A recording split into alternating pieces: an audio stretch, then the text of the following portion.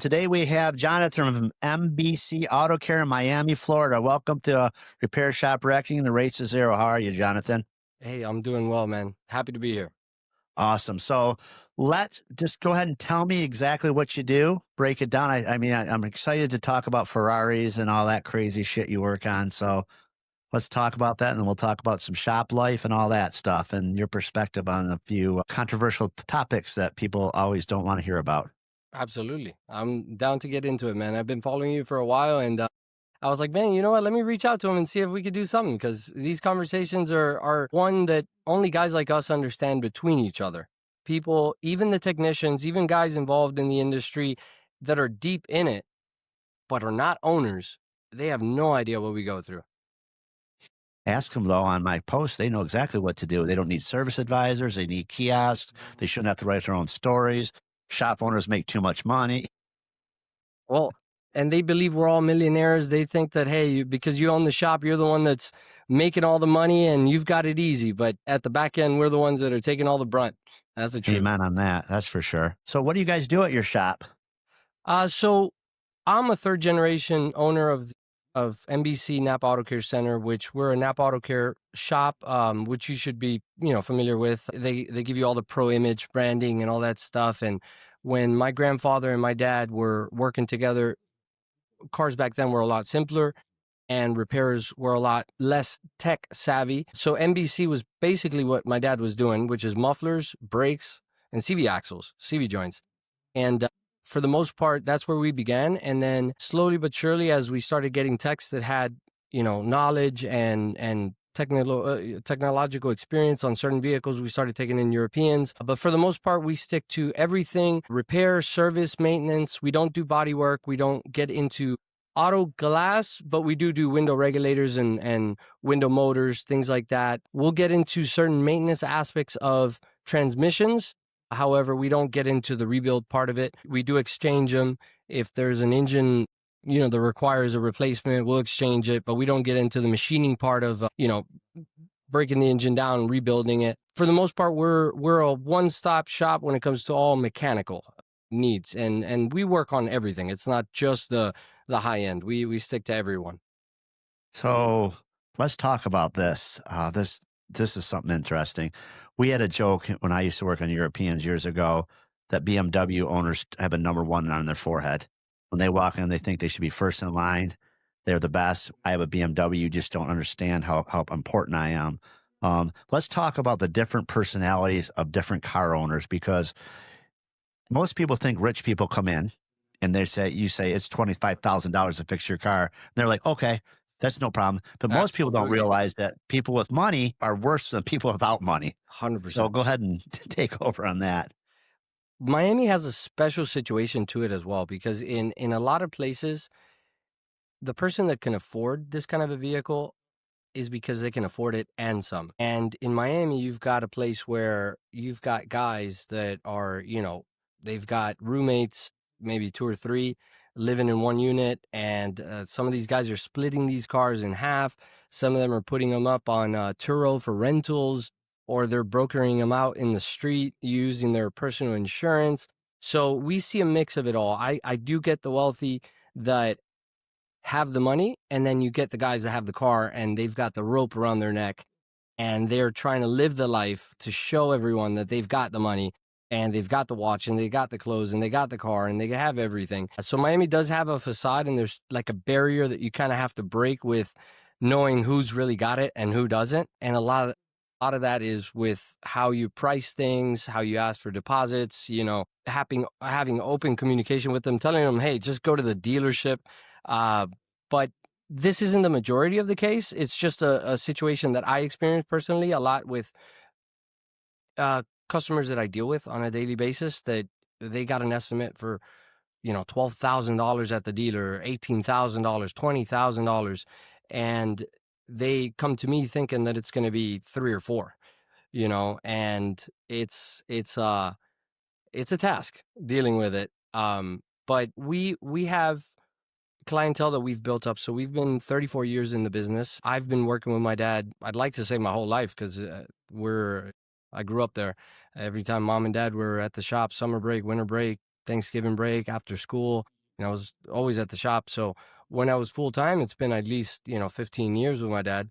We've brought the shop to a new level, hiring experts that know what they're doing, purchasing equipment that is very expensive to work on these cars. And then there's a lot of subscription information to get diagrams, labor times, things like that.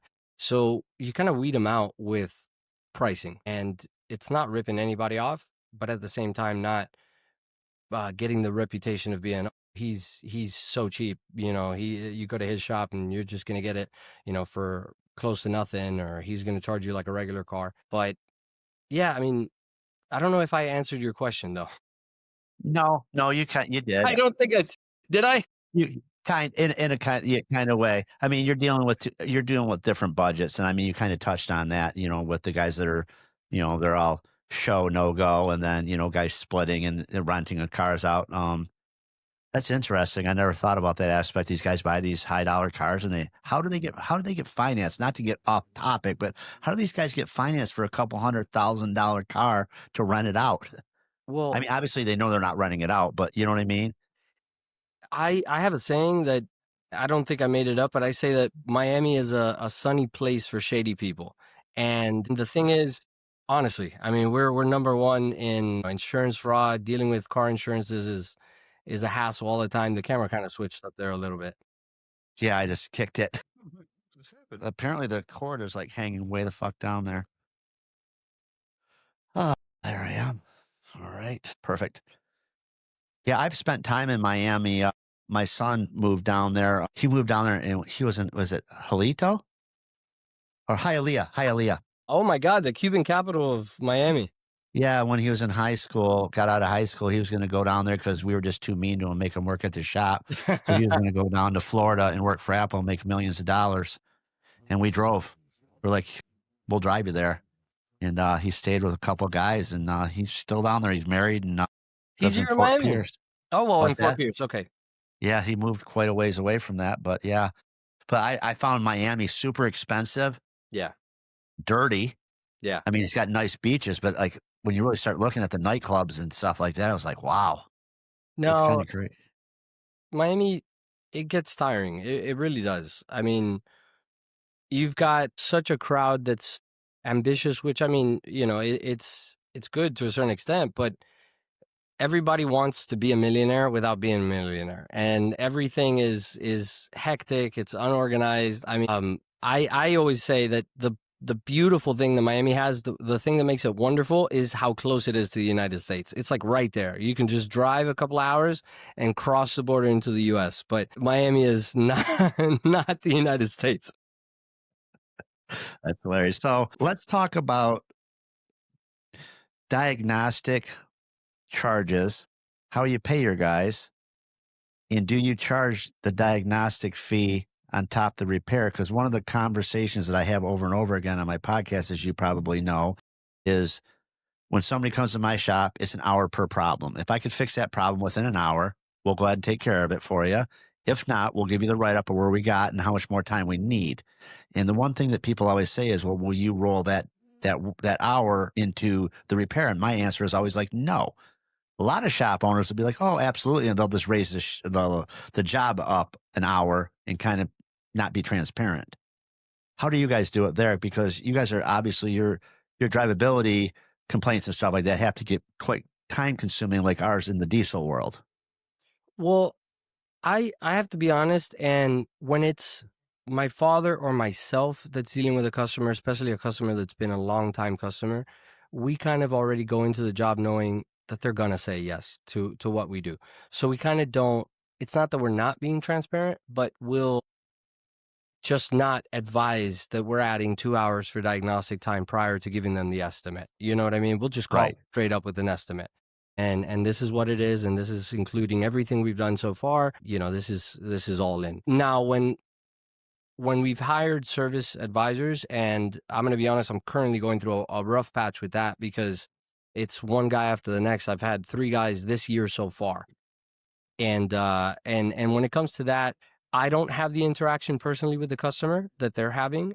And I feel like my wording of certain things, the way my dad would word things, is so much more eloquent to the customer than how some of these guys will word it. And it sounds like it's a money grab more than anything. And that's what people feel with mechanics is like, oh, but you're charging me all this stuff just to tell me what's wrong with the car, you know? And they don't know the difference between an AutoZone computer scan that's free versus a smoke machine test, a compression test, a leak down test. They have no idea what the difference is. And when you kind of just use the verbiage from the very beginning, and this is their first experience with you, I feel that they kind of back out a little bit more. Maybe it will deny even just continuing further in certain diagnostics. So the way you word things is so important. Yes, we do roll it into the total labor. I feel like it's easier to explain it that way than calling the customer, you know, after they already agreed to a 1 hour diagnostic charge, calling them and saying, hey, it's going to be an extra 3 hours. I'd rather spend the extra hour or two, see if we can figure this out. And then I'll roll that extra 3 hours into, let's say, Mitchell Pro Demand, all data, whatever says 3.5 hours. You know, I add in what the office staff costs plus the extra 3 hours of diagnostic time. And that's what we give the customer when we present them the diagnostic. So what happens if you spend 3 hours on it, he approved an hour, then he declines the repair, you lose the 2 hours? You know, and you've experienced this yourself. It's kind of like a juggling game. If I have a bunch of work and I don't know that this guy's going to do it, that's when I make the call. Okay, exactly. Yeah, that's when I make the call.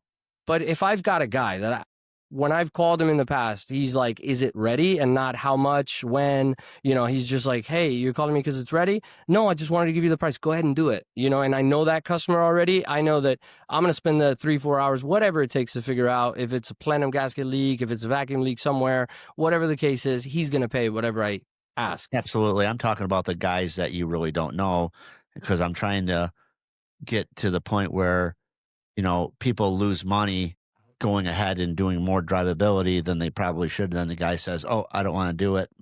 It walks away. Now, I got same customers that I'll do the same thing as you. I pretty much know they're going to do it. So I'm like, just check it out and, you know, call them up and it's done. Absolutely. I'm talking about the guys that walk in that you don't know from, you know, from Adam. Yeah. You don't trust them. Yeah. So you kind of have to do it the way you're saying or not what I'm saying or no. No, You still do that. How do you handle that? You're absolutely right. And being like owner operator setup, it does kind of affect us. And that's where I feel like some of our failures have happened where we've dedicated time to somebody that has no money and it's shopping around and we've tried to help them out, you know, and at that point, it's just like they start to give you the backlash of, oh, well, you know, I didn't approve anything else. You know, you only told me 1 hour diagnostic and that's all, you know, that we agreed on. So I feel that open line of communication is an improvement we need to make as a whole, because for the most part, we start off with that 1 hour, but we have had, and many of times, the situation where we've dedicated a little extra where I could have charged an extra hour or two and I didn't. When you really analyze the business as a whole, you go to the doctor and the doctor gives you you know, a referral to get an x-ray done. That x-ray is being paid. And if you have a copay, you got to pay that copay. The x-ray doesn't give you the answer. You've got to then go with the x-ray to a doctor who's going to read and analyze that graph and see, okay, yeah, you do have a fracture in your bone or whatever the case is. But all of this takes money and nobody sees that as diagnostic. And we're the ones running the x-ray on the vehicle. We're the ones putting the scanner and we're telling you it's wrong all in one place. And if you deny the repair that we're quoting you, we just wasted all this time and diagnostic effort and equipment that we pay annual subscription fees for. You know, we've got to update them. We got to purchase them, get the latest equipment, and we can't charge you. It's a problem that I think every shop suffers with, but it is controllable for sure. Yeah, I would agree with that for sure. We run into in Michigan, it's a little bit different. Let's go back to in Miami there. So are you working on more European exotic cars? Are you working on, you know, mom and pop cars? What is your main type of customer? Is it the exotics or is it everyday drivers? I'd say it's 50-50. We kind of have like two shops in one. So I have two guys dedicated to the exotic higher end vehicles. Those do consume a little bit more time when it's stuff outside of the scope of like maintenance and regular routine repairs. Certain items come out of Europe, you know, they could take a couple of weeks to arrive. So the daily bread and butter is tires, brakes, maintenance, belts, and as they come. I'd like to say that we run 70% European, and the 30% would be the foreign and domestic, American and Japanese vehicles, Korean, things like that. The volume of the major work that we do is probably on the lower scope of things. So like we don't take a lot of big major, cars that are flooded. We don't get into that. Vehicles that come in from an auction, we don't, if the car's got obvious big problems, it's not just an impact damage where the suspension got bent or something. It's got, things that blew out, airbags and modules and this and that. We don't get into those huge things unless it's, insurance repair and it requires to continue forward, proceeding in the repair or whatever. But for the most part, Miami does have a high variety of European vehicles, and it doesn't have to be high end, ranging from Volkswagen Jettas and Passats to, your Audi A4s, Audi A5s, Q3s, Q5s. We get a bunch of those. So yeah, I'd say 70% is European. So what is your hourly labor rate for a high end? I actually lost your sound now. Can you still hear me? I can hear you just fine. Doesn't show that you're muted or anything. No. Yeah, it doesn't show to be on. Yeah, I could talk. I'm going. Oh, I did hear a beep. Yeah. I can't hear you now. Like I see the little bars at the bottom of mine that show that I'm speaking, but it doesn't show on your side. Yeah, here I am. Should I leave and come right back? Let me see. I could hear you talking just fine. Yeah. Let me see here. Yeah, it does, yeah. But I don't see the bar moving here. Speaker. It doesn't let me. Hold on. I'm going to leave for a second and come right back. Web page bar up here. Okay, refresh.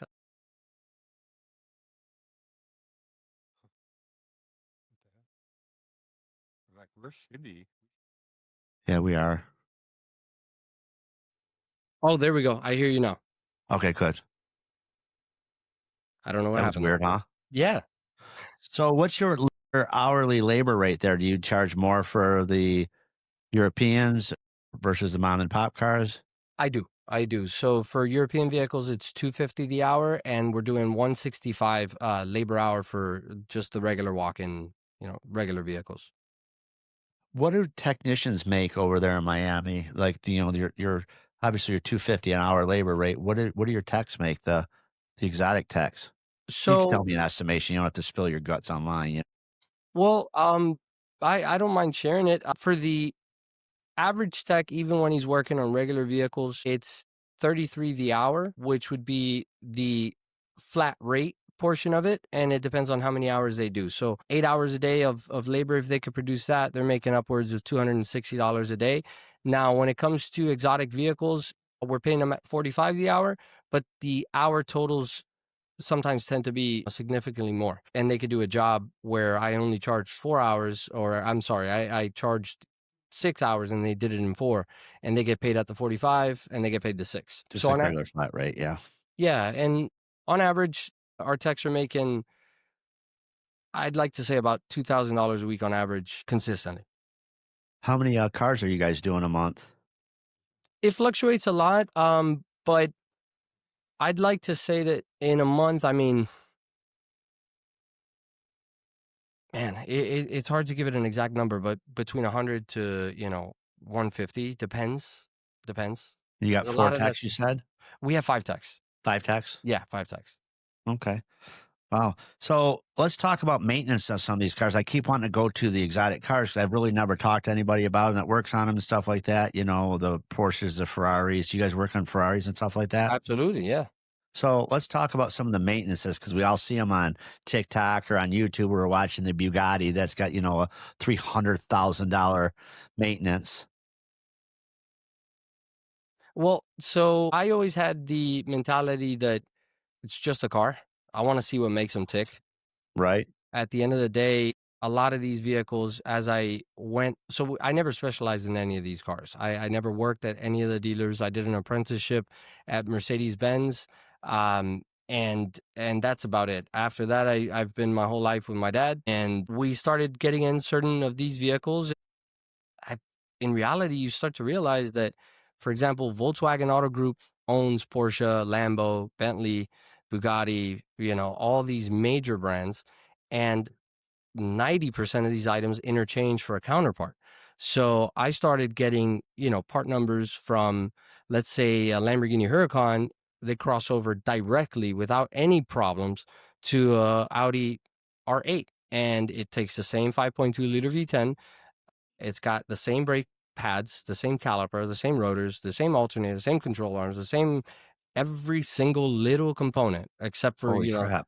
except for the bumpers, the lights, and the seats and stuff. But they're running on the same exact vehicle platform. When you look at a vehicle like the Lamborghini Urus, you're looking spot on at an Audi RSQ, and it also shares a counterpart with Porsche Cayenne Turbo GT. It shares the V8 Bentley 4-liter Bentayga platform. All the Volkswagen Auto Group platforms that run on the 4-liter Hot Valley intake V8 twin turbo engine are all the same exact engine. And you're able to mess around with stuff that sometimes you have to pay a subscription for. So let's say you're looking up a wiring diagram for a Lamborghini Urus, it won't pop up on Mitchell or ALLDATA. But if you look up an Audi RSQ8 counterpart, you're going to get all the information you need, all the part numbers, all the labor times, everything.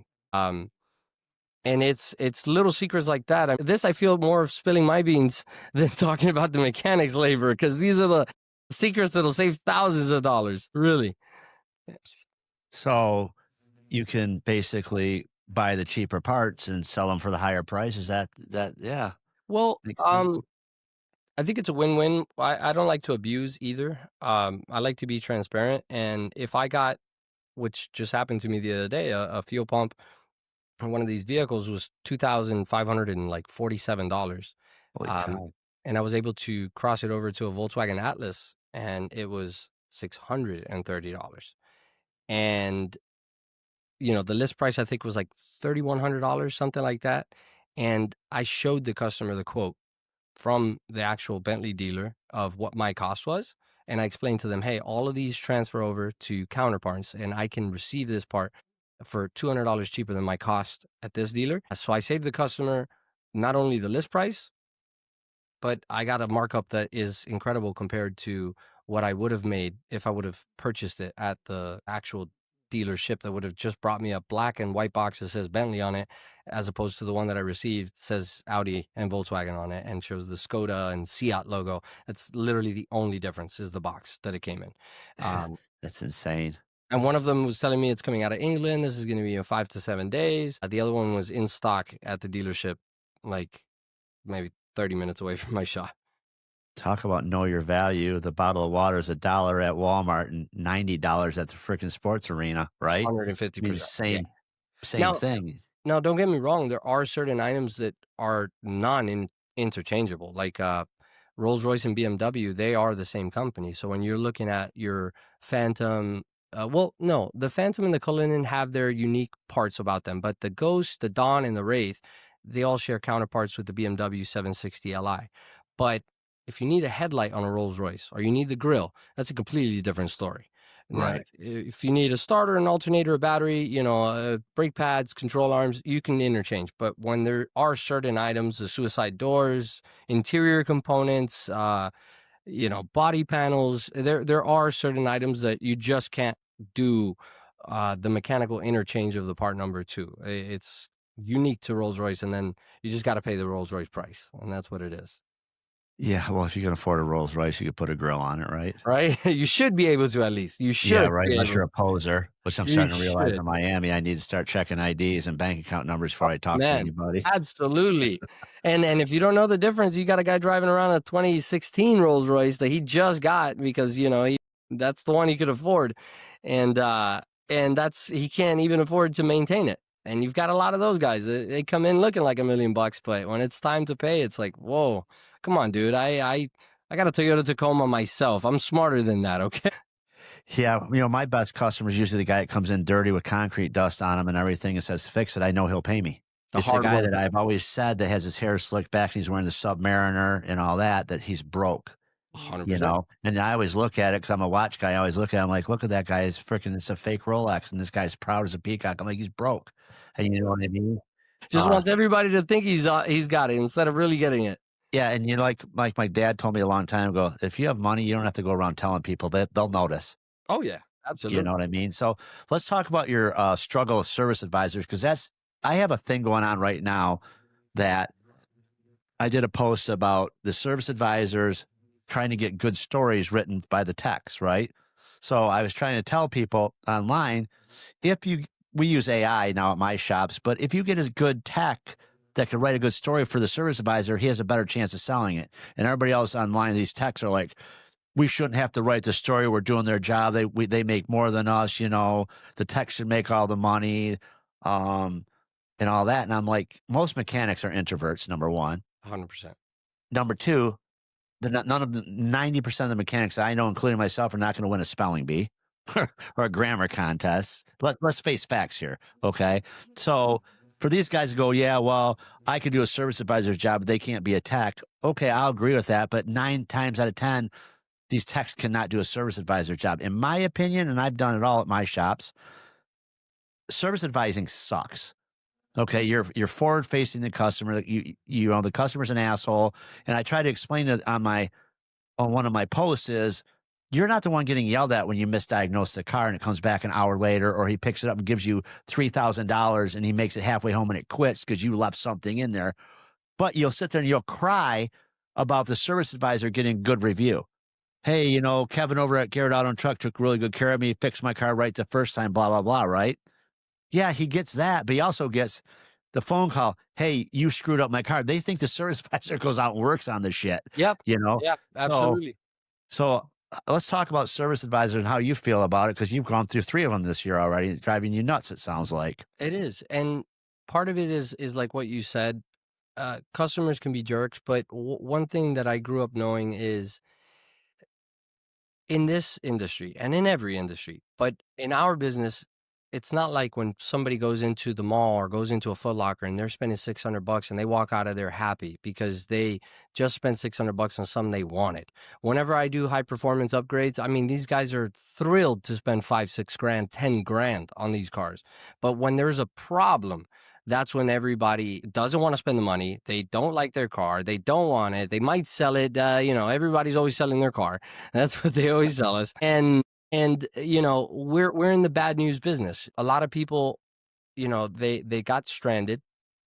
They've been waiting 3-4 hours for AAA. AAA send a truck that could do a jumper instead of the tow truck, and now they have to wait another 2 hours for that, and then they got to pick up their kids from school. How are they going to get to work tomorrow? I don't have the money to spend on this. So dealing with that challenge takes a certain set of skills that I think I inherited just by being born into the business and it being mine. So I care about it and I care about how everybody's experience is. And I understand that, they are going through a hard time right now. They're not here because they want to.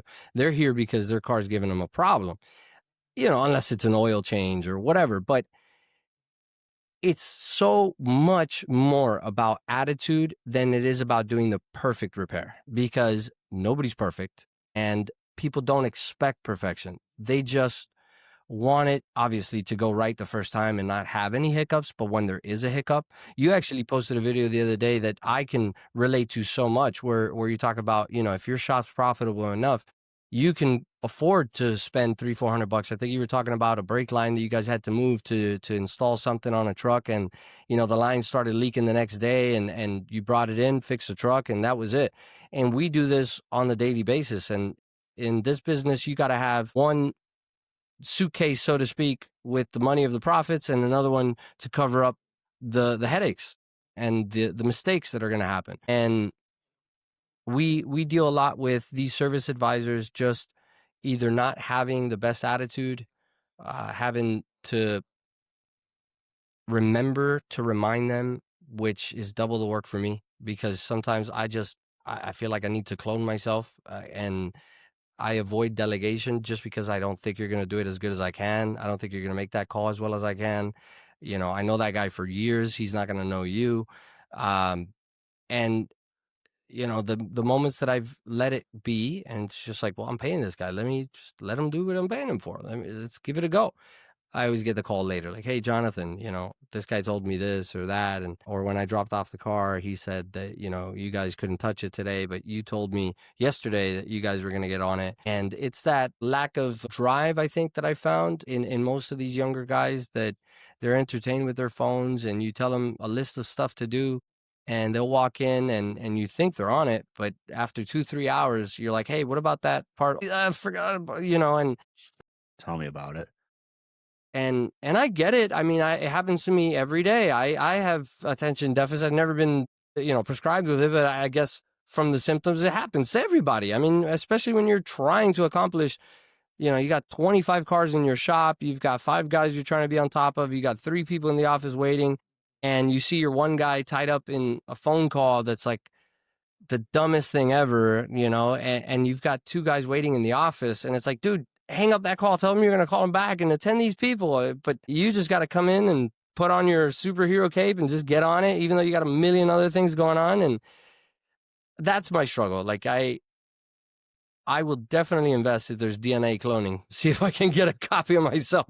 Yeah, but you got to realize if everybody was you, they wouldn't be working for you. And that's what my wife always tells me. She's like, my nickname's Mach 1 because I run around all the time because I'm the same guy as you. Like I'll walk in and I literally have to, I almost feel like I need to put on noise canceling headphones when I walk by and they're talking to somebody, because I stop and I'm just like, did he literally just say that? Like, or they're on the phone like you're talking and somebody that is not coming in and they're talking and they're talking. Yes. My whole thing is like, hey, listen, yes, we could do that for you. When can you bring it in? Well, I don't know. Okay, listen, I got 3 people in front of me. How about you call me back or I'll call you back? Yeah, to blow them off. And these guys are sitting there cocked back in their chair talking. This guy's never coming in. And another thing we run into with my service advisors is I turn work away. Something will pull in on a tow truck and I'll look at it. I had one the other day that I happened to be at the shop in this like 1989 motorhome G30 van with like a bubble on it, fiberglass bubble. That was a motorhome, comes pulling in. And I look at it and the lady comes walking in and I said, ma'am, is that yours? Yeah. I said, how long has that thing's been sitting? 4 or 5 years. Oh, they said, you might as well just take that to the junkyard now. Things were horrible back when they were brand new. And I said, I am not going to take your money. I said, anybody who takes your money to fix it, that's a crook. Well, she got mad at me. What, you're too good to work on it? I said, no, when your mechanic tells you he does not want to fix your truck or your motorhome for money, that's a problem. You should listen. Take it to the junkyard. She got mad, told me I was an asshole. The tow truck driver's like, no, ma'am, he's not being an asshole. He's being truthful. That's the truth. My service advisor would have took that goddamn thing in, and I would have had a nice motorhome necklace around my neck for, because if I wasn't out there, they would, my lead tech or my president or vice president, he would have probably been like, no, we're not working on that, but he would have called me, or they would have said, well, maybe let's do brakes on it. And then all of a sudden the brake lines blow. Yep. But then or they it's get a the brake lines bucket. Right. So you can't charge enough for stuff like that. So sometimes you got to look at them and go, no. And these guys don't know that. They're a service advisor. They can't even comprehend telling them no.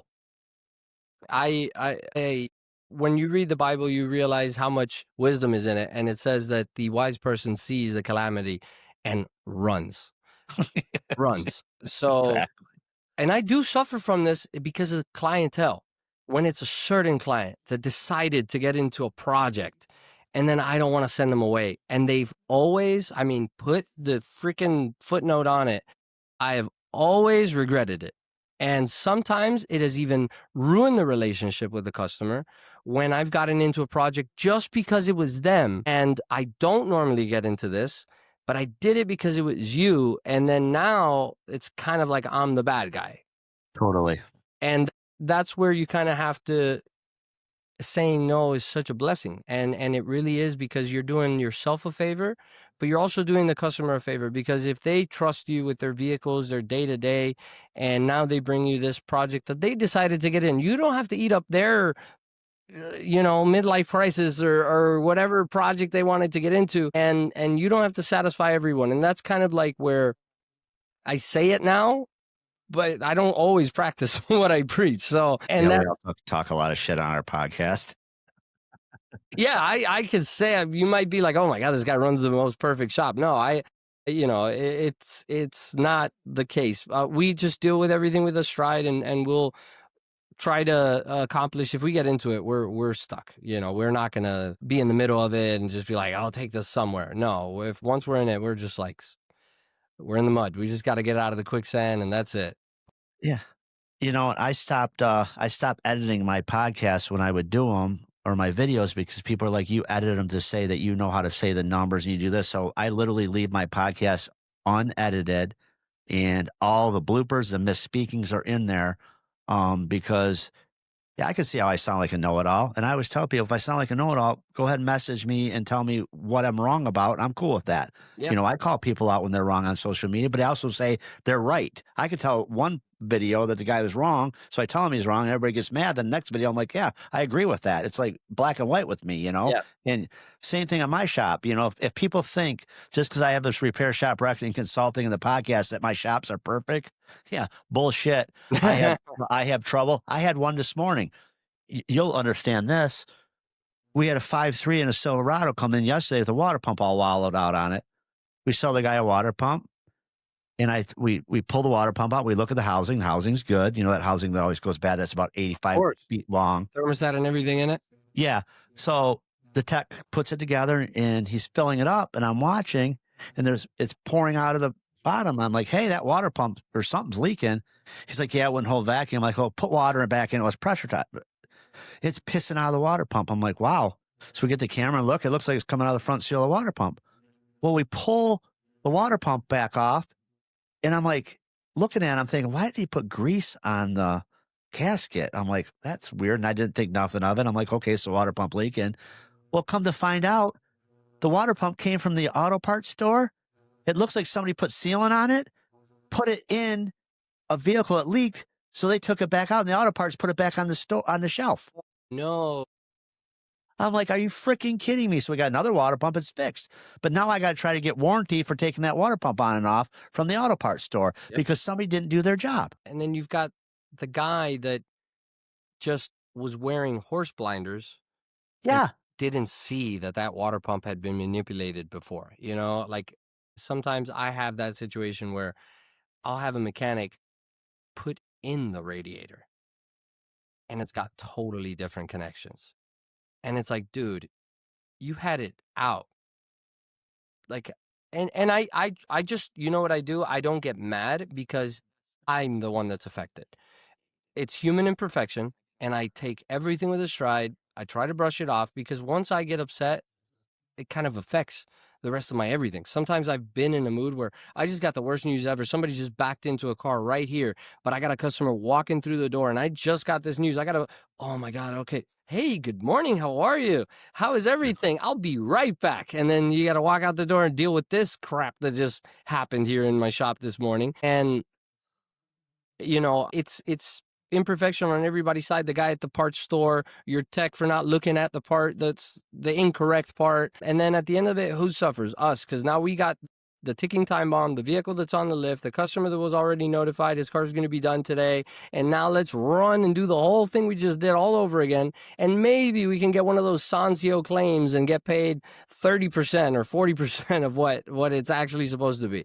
Yeah, exactly. And that's the thing, and comebacks cost money. And, back to the tech versus a service advisor, that these service advisors get yelled and screamed at for what the tech did. But the tech's sitting over there going, oh, we don't need service advisors. We're going to have kiosks soon. And I'm like, you've lost your mind.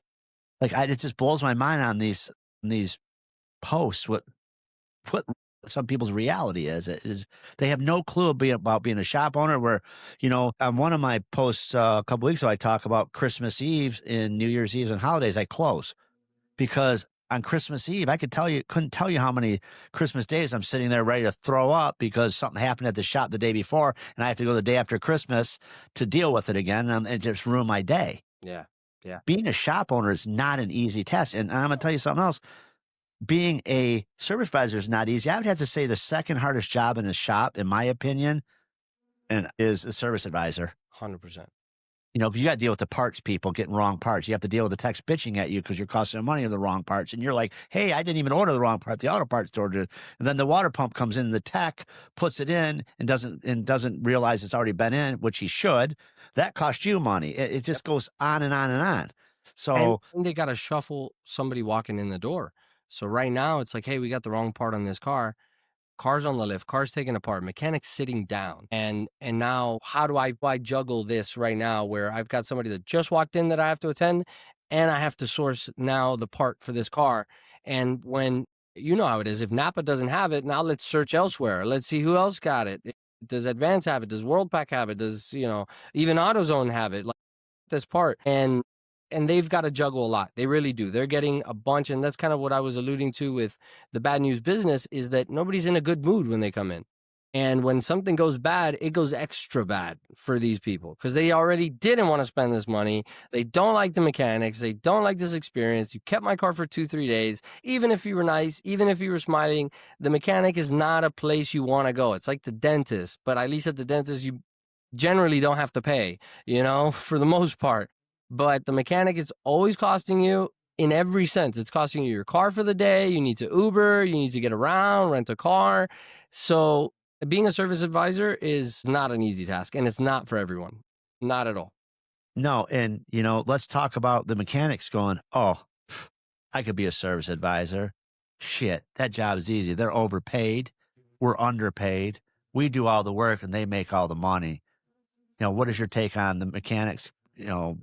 Not all, I'm not painting them all with one brush, and I don't give a shit if I offend people. That I'm not gonna be the guy in the podcast. Well, I might offend people. Yeah, I'm gonna offend you. Who gives a shit? Get over it. But the bottom line is, like, a lot of these techs can't. Would you agree? I agree 1,000%. I think if I left it up to my techs to attend the customers, I'd be closed doors in no time. There'd be dust balls rolling. I've had customers that have gotten comfortable with us and they feel friendly with us and they'll walk through the shop. They'll walk up to the tech and the techs will literally look at them and just be like, sorry, go, talk to them. Not even answer whatever question they said. And then the guy will come and be like, your mechanic's kind of rude, man. And I was like, he's working. He doesn't like to be interrupted.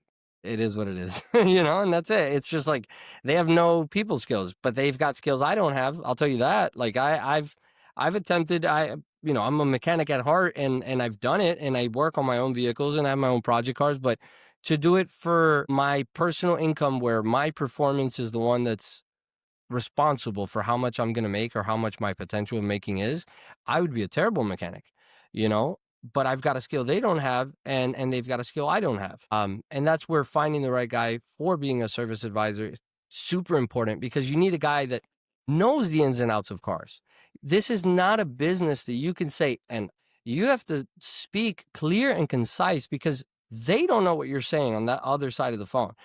But if you don't sound like you know what you're saying, every single and slow pace of speaking is them creating a doubt in their mind of what you're selling them, if it's necessary or not. And I've been doing something way before dealers started to do it, where I would send customers directly, which I regret it to the max because so many people have my cell phone number, but I love sending videos because seeing is believing. And you tell somebody they need brakes front and back, it's totally different than when you've got the vehicle up, wheels off, and you say, look at my pinky. This is the smallest finger I have. Look at how much pad you have left. Okay, go ahead and do my brakes. But speaking to customers, you need a guy that has the talent of automotive repair, not just cars. You need a guy that's worked on cars and knows what it's like and knows that when you're charging 6.5 hours, and the customer's like, but whoa, why is the labor 3 times the parts? It doesn't make sense. And it's like, well, because that rack and pinion goes above your subframe and you've got to, drop it down. It's a 4-wheel drive and it's extra work and blah, blah, blah. And if you don't have that gift of gab with the knowledge, it hasn't, at least in my personal experience, it hasn't worked out. I will tell you, you're going to think I'm crazy. My best service advisor I ever had, it was a lady named Sarah. She sold the shit out of stuff. I don't know if she was going and doing stuff for people on the side or whatever, but her sell-through rate was You like could say, "Yes, I'll meet you 95%. later." But her sell-through rate was like 95%. Now, Wow.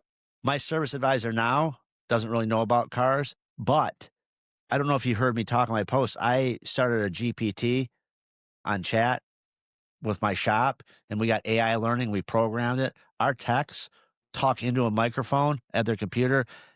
Chat GPT writes it all up. It goes on to the work order. What? You could tell it to do it shorter, do it longer, do it so a customer can understand it, break it down for an engineer. It will do any type of writing you want. Are you kidding me? No, it is amazing. What is it Like, called? Chat GPT is AI, but Like the regular. we did our own GPT. So, for instance, you could walk up to any of our computers and go to the Garrett Auto and Truck GPT and be like, "Hey, we just did an exhaust manifold on a V10 last week. Pull that up, give me the part numbers, and give me everything." It'll pull it all up and tell you what we charge and anything. So my guys now, they're for their drivability stuff. They'll be like, "Hey," they'll take a picture of a wiring diagram and feed it in there. Go, "What is circuit 50?" It'll break down what circuit 52 does for these guys. Man, So, when I talk about which I need to ask you, like, how you did that, because that writing up the estimates is so important, especially for a guy to explain it well enough. Because you may have the guy that has the talent of speaking but lacks the knowledge, and if you can verbiage it in a way that he can explain it concisely, I mean, that would be amazing. So I would love to look into that. But one thing that I say about AI, because a lot of people that are in the IT industry and a lot of different industries, they're concerned whether AI is going to take over. And I always think that in the automotive area, I think AI can only help the technician, but there's always going to be a need for physical hands. I agree with that 100%. I think it's one of the industries that will never, in my opinion, and maybe in 30 years I'm wrong, but I think that it will always require, and from experience that I had one of my master techs that ended up getting a really good gig at a Tesla dealer, and I had to let him go because I just couldn't keep up. And we're friends, so we still talk, and he tells me what happens on that side, and they put him in a department where they're diagnosing vehicles remotely. So they have a department of guys that are sitting in front of screens just like I am right now, who are techs and are reading the data from these things, and the cars are coming in pre-diagnosed. However, you know how codes produce. I know how codes produce. Sometimes you get a code somewhere that has nothing to do with that issue. It's just a lack of either pressure from the feeding supply or voltage or something. And they're coming in, they're replacing a part for no reason. And the guys that are working at the dealers as the service techs, they want them, and I can't speak for Tesla in general, but this is just the what I've heard and the experience that I have. The techs that are on hand or on site are not knowledgeable whatsoever, like on cars. They just told to replace parts, and that's it. Yeah, I did some research. I have a Tesla Cybertruck, and I had talked to an engineer that worked for the big three, and we got talking about the EV Hummer versus the Cybertruck. The EV Hummer has over 2,600 circuits in it. Over, I think it was 21 computers. The Wow. Tesla has 196 circuits or 192 circuits, and it has a bidirectional Ethernet 48 system that can be diagnosed with the laptop. It shows X's where there's problems. They can see the whole system, all the data moving around the system. They break the And car up in sections. So like if there's a yep, failure it's prone, yeah, insane the yeah. technology and the problem that we have with the big three. They keep going with this legacy bullshit. They just keep building more garbage onto garbage systems instead of starting fresh. So that's going to make it really hard. As these EVs come out, there's no training. No, no, So and there's no training. The guys at the dealerships can't even fix the Hummers no, when they have a problem. this is total replacement. And there's very few shops. I can't think of the name right now, but there's a guy that's dedicating himself to repairing Teslas and removing their motors and their batteries and rebuilding resistors and all the diodes inside, and they'll fix circuit boards or replace them. Tesla in general doesn't do that. They have assembly lines and everything comes in a whole. You don't buy a resistor, a capacitor, a chip, nothing. You buy the whole thing. And that's how most of these companies, just like the big three, are coming out with. I had the Ford Lightning, one for curiosity, and two just because I got an allocation at MSRP, and everybody was paying at the time over to get them, and I was able to actually make a nice amount of money on selling it. But I kept it for almost a year, and I wanted to study it, see what a Ford was like. And I'm not unmotivated on these electric cars because we still got plenty of the good work to do when it comes to brakes and calipers and suspension and control arms and alignments and all this stuff. But when it comes to battery replacements and things like that, I mean, I can't even think of one of my guys that's able to even tear any of this stuff apart and see what they can do about fixing it.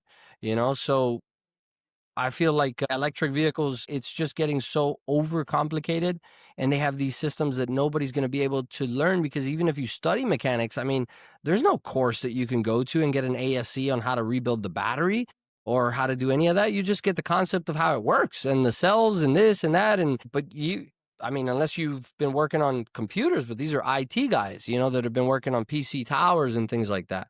There's a high voltage in these cars, they got Extremely high. fuses, and Yeah. that brings up another good point. Like, do you guys have to have certifications in your state? Like Michigan, you have to have Michigan State certifications to be a mechanic. So you do have to have the MVR through the county. So through Miami-Dade County, you can't work at a mechanic shop unless you do have that certification. You're not required to have like an ASC. However, we do have it as a standard that you should at least have one if you work with us. And in the state of Florida, we actually have a course that's only accepted in Florida. It's called AATI, and they do that in Spanish, which all my techs pretty much are Hispanics, and some of them don't speak or read English that well. So it's a good benefit that they have that program down here where you could take classes in Spanish and be able to learn the trade and get a certification that is allowed in the state of Florida. You just can't use it outside of Florida. Wow. Yeah, I was really curious too to see what's going to happen with the EV market, because you're right. There's no training. Me with a Cybertruck is under warranty to 150,000 miles of battery and the motors and stuff like that. And I think the bumper to bumper is 50,000. I could afford to take it to Tesla and say, here, fix my shit, but I guess if you really stop and think about it, people that can afford Teslas, even the lower end Teslas, they can afford to get them fixed, right? Well, yeah. I mean, if there is parts too, because that's one thing that kind of lured me towards the big three when I was purchasing an electric vehicle versus getting a Tesla, because Tesla doesn't have a parts department. They don't necessarily have service departments. Like, you may have 7 or 8 Tesla boutique stores around you, but maybe only one is a collision certified center, or one is a service center. And there is no parts department where you can just go ahead and call up and get parts. You got to register your shop online. You've got to get an account made through it. Everything is VIN specific. Yeah, there are some aftermarket stuff that's become available, like certain companies like IMC, Worldpac, they're starting to sell some control arms and brake pads and certain stuff like that. And I've been able to use rotors and things like that. But when you have a Tesla, needing a hood or a bumper or an evaporator could mean months.